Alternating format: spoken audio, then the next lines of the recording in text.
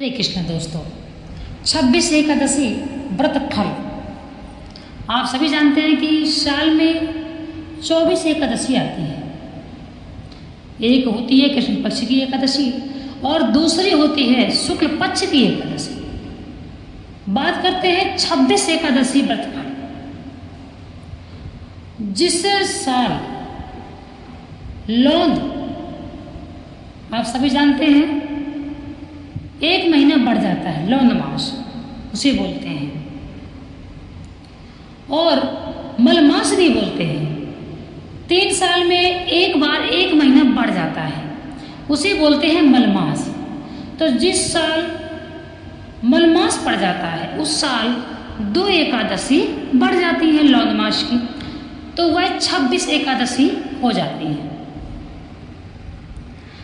जैसा कि हम पहले भी बता चुके हैं, व्रतराज आदि ग्रंथों के आधार पर वर्ष भर की 26 एकादशियों में आप भाद्रपद तथा पौष मास की चारों एकादशियों को छोड़कर किसी भी एकादशी में व्रत प्रारंभ कर सकते हैं। भाद्रपद और पौष मास के महीने में एकादशी का व्रत प्रारंभ नहीं करना चाहिए। इसके अलावा आप किसी भी महीने में एकादशी का व्रत प्रारंभ कर सकते हैं। उनमें भी सर्वश्रेष्ठ मार्गशीर्ष यानी अगहन कृष्ण पक्ष की एकादशी को माना गया है। अगहन के कृष्ण पक्ष की जो पहले पक्ष में आती है, अगहन के पहले पक्ष की एकादशी। अतः आप इस एकादशी से व्रत को प्रारंभ कर सकते हैं। उत्पन्ना एकादशी। उत्पन्ना एकादशी के दिन ही एकादशी उत्पन्न हुई थी। भगवान विष्णु के शरीर से एकादशी उत्पन्न हुई थी, इसीलिए वे सर्वश्रेष्ठ देवी है। मार्गशीर्ष कृष्ण पक्ष की एकादशी को उत्पन्ना कहते हैं।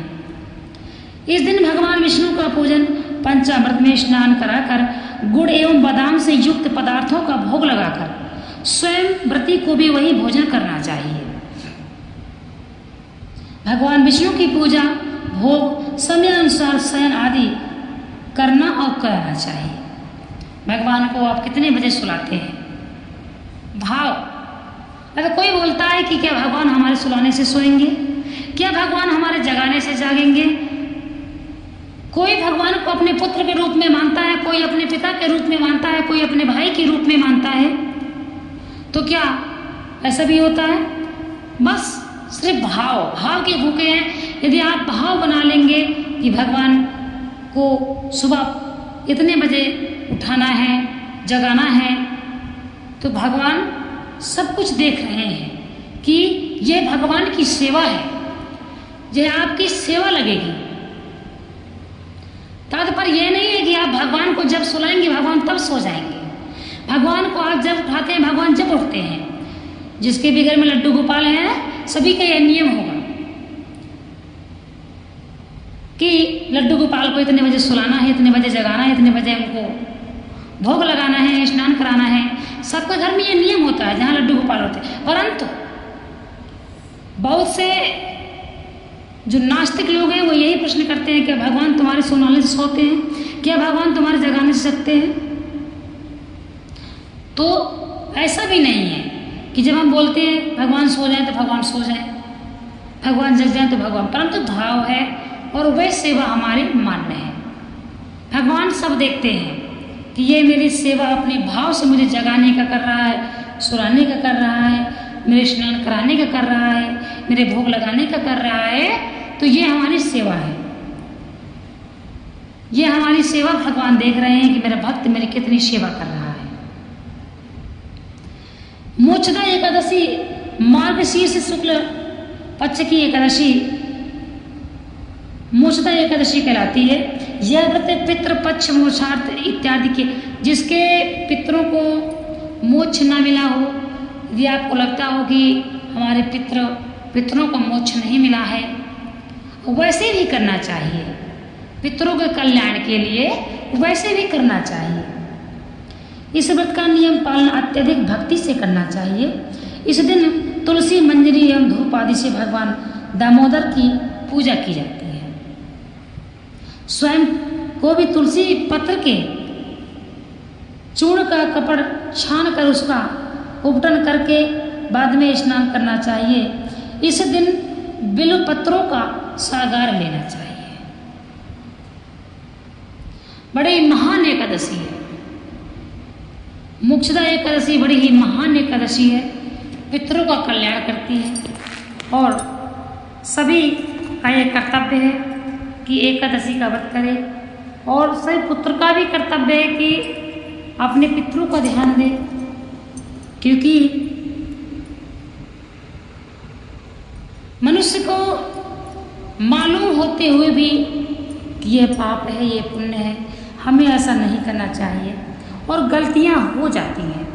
जब गलतियां हो जाती हैं तो उसका भी उद्धार है। ऐसे कोई पाप ना हो जिसमें किसी की अत्यधिक किसी का कष्ट हुआ हो, किसी की जिंदगी बर्बाद हुई हो, किसी की आत्मा की क्षति हुई, ऐसा कोई पाप ना हो। छोटे मोटे पाप तो भगवान का व्रत करने से, भगवान का चिंतन करने से, भगवान का नाम जप करने से कट जाते हैं। मान लीजिए अनजाने में हमसे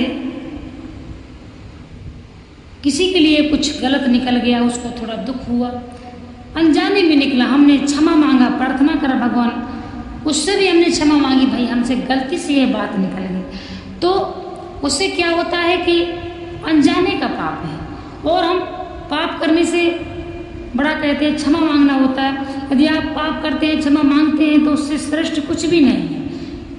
अब कहने का तात्पर्य ये नहीं कि आप बड़े बड़े पाप करो क्षमा मांग लो।